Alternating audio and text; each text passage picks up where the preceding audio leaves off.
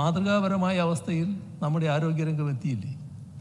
എത്ര അഭിമാനകരമായ നിലയിലാണ് ഇന്ന് കേരളത്തിൻ്റെ ആരോഗ്യരംഗമുള്ളത്.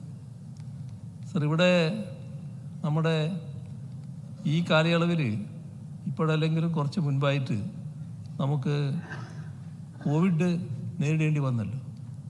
കോവിഡ് നേരിടേണ്ടി വന്നപ്പോൾ കോവിഡിൻ്റെ മൂർധന്യദശയിൽ പോലും ലോകത്താകെയുള്ള അവസ്ഥ നോക്കിയാൽ നാം ഒരുക്കിയ സൗകര്യങ്ങളെ, ആരോഗ്യരംഗത്ത് നാം ഒരുക്കിയ സൗകര്യങ്ങളെ കോവിഡിന് കവച്ചു വെക്കാൻ കഴിഞ്ഞില്ല എന്ന് കാണാൻ കഴിയുമല്ലോ.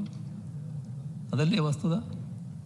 ആ മൂർധന്യ ദശയിലും നമ്മുടെ കേരളത്തിൽ ആശുപത്രികളിൽ ബെഡ് ഒഴിവുണ്ടായിരുന്നു, ICU ബെഡുകൾ ഒഴിവുണ്ടായിരുന്നു, ഓക്സിജൻ ബെഡുകൾ ഒഴിവുണ്ടായിരുന്നു. എന്തിനധികം പറയുന്നു, വെന്റിലേറ്ററുകൾ ഒഴിവുണ്ടായിരുന്നു. ഇതായിരുന്നോ രാജ്യത്തിൻ്റെ മറ്റു ഭാഗങ്ങളുടെ സ്ഥിതി? ഇതായിരുന്നോ ലോകത്തിൻ്റെ മറ്റു ഭാഗങ്ങളുടെ സ്ഥിതി? അപ്പോൾ എങ്ങനെയാണ് ആ മാറ്റം വന്നത്? ആരോഗ്യരംഗം തകർന്നടിഞ്ഞ് കിടക്കുകയായിരുന്നല്ലോ. 2016 ഞങ്ങൾ അധികാരത്തിൽ വരുമ്പോൾ ഇല്ല ഇല്ല എന്ന പല്ലവിയാണല്ലോ ചൊല്ലിക്കൊണ്ടിരുന്നത്.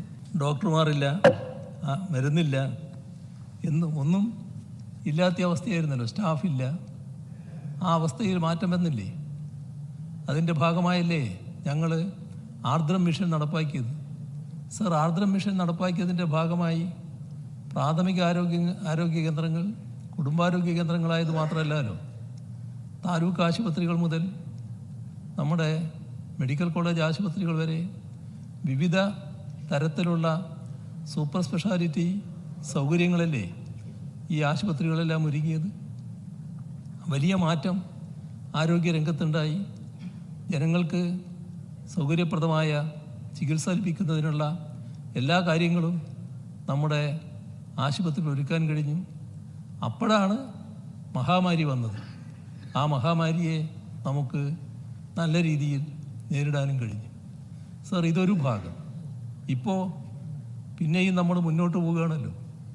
ആ മുന്നോട്ട് പോകുന്നതിൻ്റെ ഭാഗമായല്ലേ നമുക്കെല്ലാം സാധാരണഗതിയിൽ അഭിമാനിക്കാൻ കഴിയുന്ന കേരളത്തിൻ്റെ നേട്ടം. നേരത്തെ തന്നെ നമ്മൾ നമ്മുടെ നവജാത ശിശുക്കളുടെ മരണത്തിൽ അത് വലിയ തോതിൽ കുറച്ച് കൊണ്ടുവരാൻ നമുക്ക് കഴിഞ്ഞിരുന്നു. പക്ഷേ നമ്മുടെ ലോകം തന്നെ ശ്രദ്ധിക്കുമാറുള്ള ഒരു തലത്തിലേക്ക് നമ്മൾ ഉയർന്നില്ലേ? അത് 5 എന്ന അക്കത്തിലേക്ക് നമ്മൾ എത്തിയല്ലോ. 5 എന്ന അക്കത്തിലെത്തുമ്പോൾ സമ്പൽ സമൃദ്ധമാണെന്ന് കുട്ടിഘോഷിക്കുന്ന അമേരിക്ക അവിടെ 5.6 അപ്പോൾ അമേരിക്കയെ പോലും അതിൽ കവച്ചു വെക്കാൻ കഴിഞ്ഞു എന്ന് പറഞ്ഞാൽ അത് കേരളത്തെ സംബന്ധിച്ചിടത്തോളം വലിയ നേട്ടമല്ലേ? നമുക്കെല്ലാവർക്കും അഭിമാനിക്കാൻ കഴിയുന്ന ഒന്നല്ലേ? സർ, രാജ്യത്തിൻ്റെ ശരാശരി 25 എന്ന് നമ്മൾ ഓർക്കണം. ഇതേ രീതിയല്ലേ മാതൃമരണത്തിലും കാണാൻ കഴിയുക?